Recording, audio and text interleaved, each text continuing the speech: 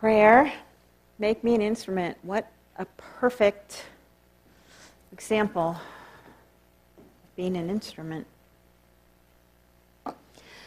Unity Worldwide Ministry used to have in its mission and vision statement a bunch of stuff and a world that works for all.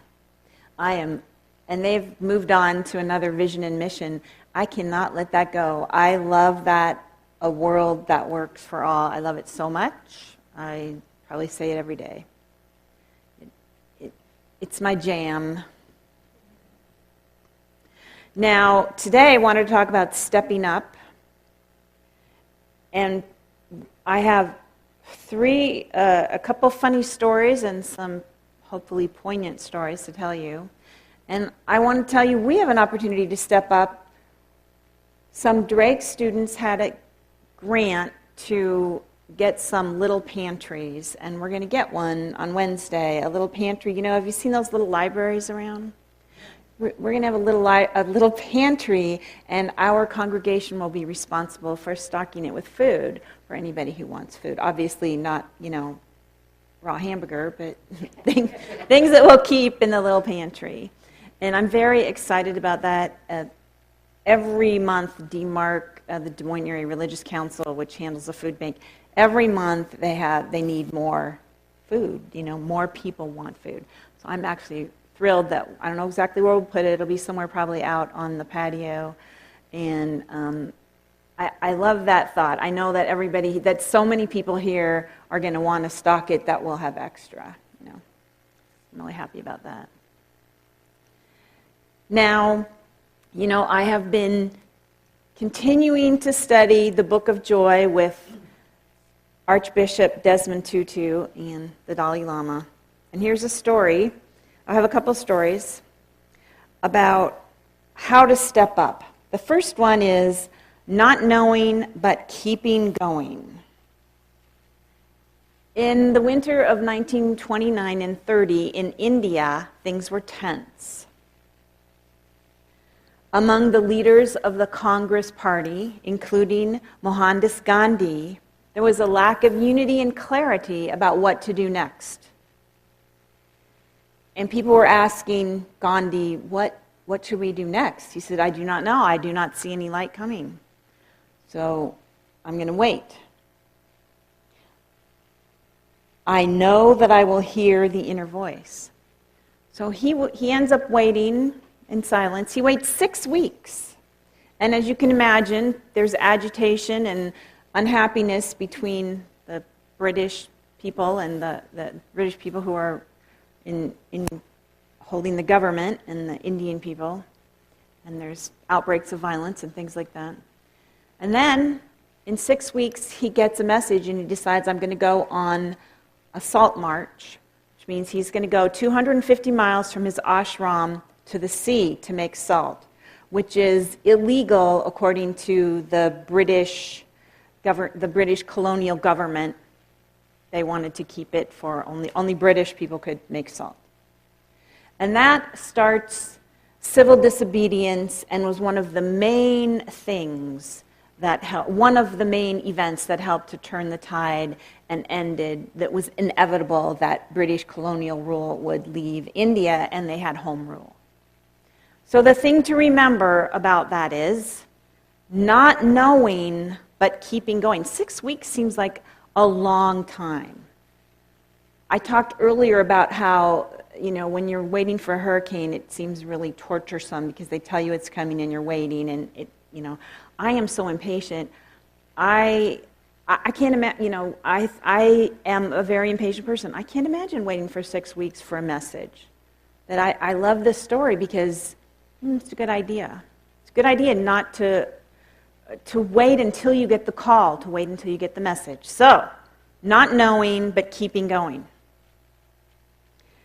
And now I have a story about laughter. Joking is much better. This is from Archbishop Desmond Tutu. He tells about a time in his fight to end apartheid in South Africa. There was a time when many people were killed by police, and at a certain time in this struggle, the people of South Africa were not they were not allowed to meet.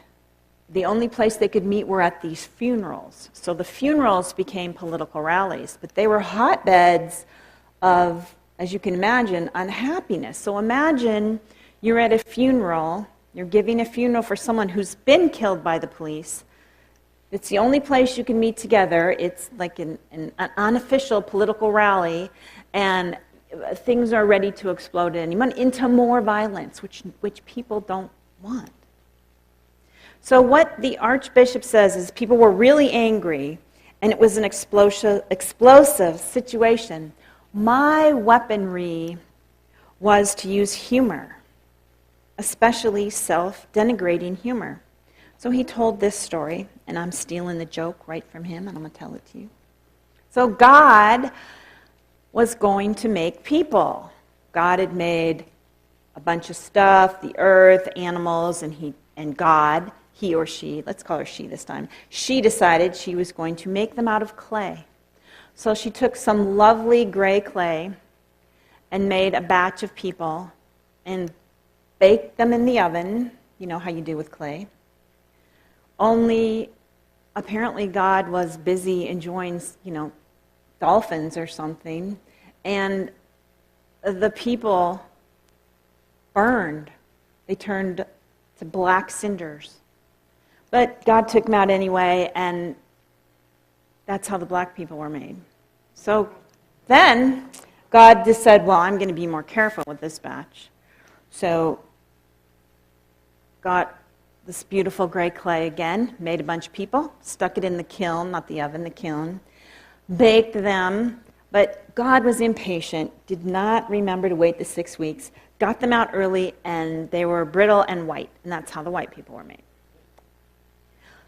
Hey, that joke is from Archbishop Desmond Tutu. I think you guys need to laugh a little bit more. Now, remember, not knowing but keeping going. Joking is much better. Well, here's what I decided. Okay, not knowing, keeping on joking while going on.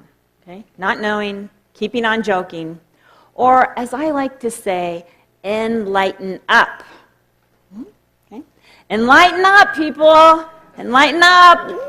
Just be a little goofy. Let out your inner bozo. Yes. It's a spiritual practice. Now,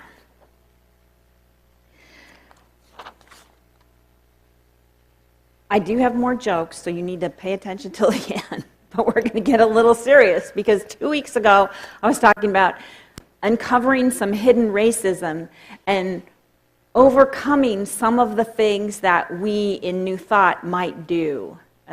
It's just a thing that we might do in some of our New Thought communities that keep it going, and how to uncover it and what to do with it. So here's one thing: negating reality. This reminds me, this negating reality is something that people can do with good intentions of thinking positively, right? We're all beautiful people, but we can negate reality. And I have a joke to illustrate this point. There was a priest, a rabbi, and a unity minister, and they all ended up in hell. They were talking amongst themselves and said, "Why are you here?" And the priest said, "Well, I think it's because myself and Sister Mary Elizabeth, well, we had a thing on the side, and you're not really supposed to do that when you're a priest." The rabbi said, "I just couldn't, I fell in love with bacon." The unity minister says, "There is no hell and it's not hot." Now that joke slays me, because I know a lot of unity ministers, so maybe you had to be in a room with a whole bunch of them before you think it's hysterical. There is no hell and it's not hot. So how do we do better with that?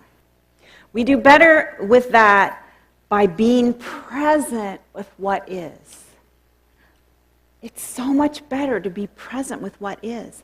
And my own personal example is, I used to go to the dentist or do something hard and say, "I'm not here, I'm not here, I'm not here," And that really didn't help. I mean, you can numb yourself But it's so much better to actually be present, no matter what is happening, even in the dentist's office, to be present.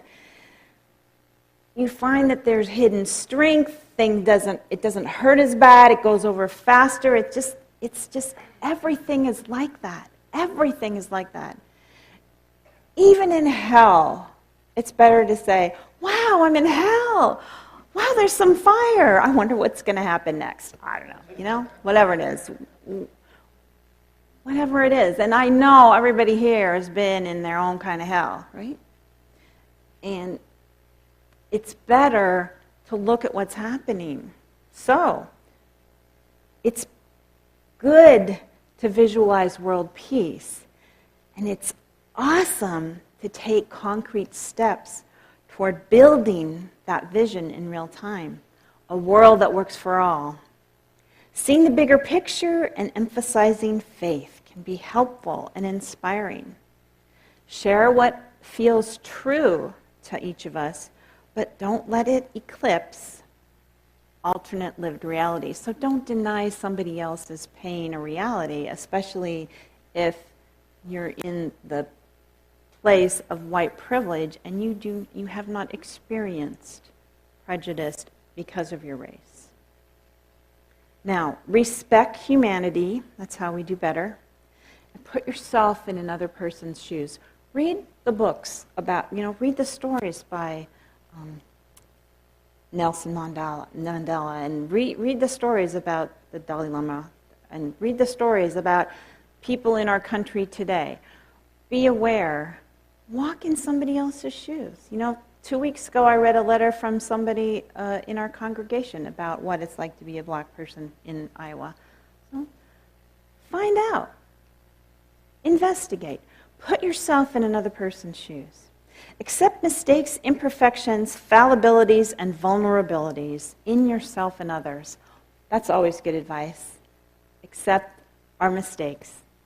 Accept our vulnerabilities. It always works better. Now, there's one more thing I want to cover today about a way that some of our communities help to hide the problem of hidden racism. And this is a little sticky one here. It's called wielding entitlement as the way. I used to call this beating yourself up using the law of attraction. I don't know if you, when a lot of people, when we first start Unity and we start using positive thinking, one of the ways you can beat yourself up is say, I have a cold, what's wrong with me? What did I do to make this cold? And I'm not saying you shouldn't examine yourself and your life, but I'm saying you shouldn't use a principle to create any negative or judgment against yourself. And it's a little bit sticky, isn't it? Now, having privilege is emphasized as the norm in certain kinds of when you start with the law of attraction, then there's a little bit of, or there's a lot of down the line, taking it to its fullest extreme. That means that you attract everything bad, you attract everything good. If you were born rich and wealthy, then you deserve it. There's a little bit of deserving that comes into it, which isn't part of spiritual practice. It's not about deserving. But it's a very sticky wicket. It's very complicated. The pure principle is better put, be the Christ, or be your highest self. Ask Spirit, how do you step forward in the moment? What am I supposed to do now in this situation? Whether I have been given so many things, and I have. I grew up in a big family in Seattle with everything I could want. I've never gone hungry. I have never had somebody treat me like a lower class citizen, though I am a woman. I have experienced a little bit of that stuff, but I haven't suffered. I haven't suffered from hidden racism. Okay, I haven't. I've been privileged. Nobody's pulled me over because of the color of my skin. Nobody has judged me by the color of my skin. Now, here's how we do better with this. We humble ourselves, realizing that there are many things we do not know and many experiences we may never endure, except that our perspective is limited, right? We've got limited perspective. That's the whole go for somebody else's moccasins. Listen to others, get informed, meet people where they are at. Not knowing, keeping on joking while going, and lighten up, people. Recognize that it is easy to espouse spiritual perspectives when you are well fed and watered, when you are educated and you live in a beautiful environment, and your life conditions are generally peaceful and secure, and your friends and family, for the most part, die normal deaths as they are not systematically deprived resources or senselessly murdered. Countless people on earth have a much different background than ours. Avoid making assumptions about others or telling others what to believe. Acknowledge that things going on in our world don't make sense, and you don't need to try and make sense of it. Never blame a victim for their suffering. Not knowing, keeping on joking while going, and lightening up. Okay, I have 2 jokes to end, because, joking, going on.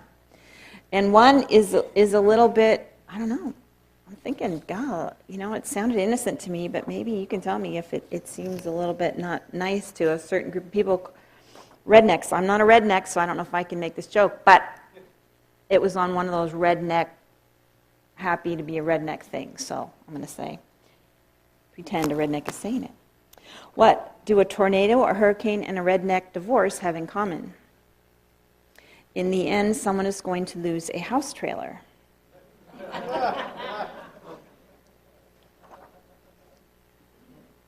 Top 10 reasons hurricane season is like Christmas. Number 10, decorating the house, boarding up the windows. Number 9, dragging out boxes that haven't been used since last season, camping gear, flashlights. Number 8, last-minute shopping in crowded stores. I've lived that one. Number 7, this is so true, regular TV shows preempted for specials. It's all hurricane TV all the time right now in Florida, let me tell you. 6, family coming to stay with you. 5, family and friends from out of state calling. 4, buying food you don't normally buy and in large quantities. 3, days off from work. 2, candles. And the number 1 reason a hurricane season is like Christmas, at some point you're going to have a tree in your house. Hey, thanks for being good sports. And I'm always willing to accept feedback on jokes, and you can also, write in your jokes if you think you have better ones. Let's take an offering for unity. I invite you to take your tithe, your love offering, or your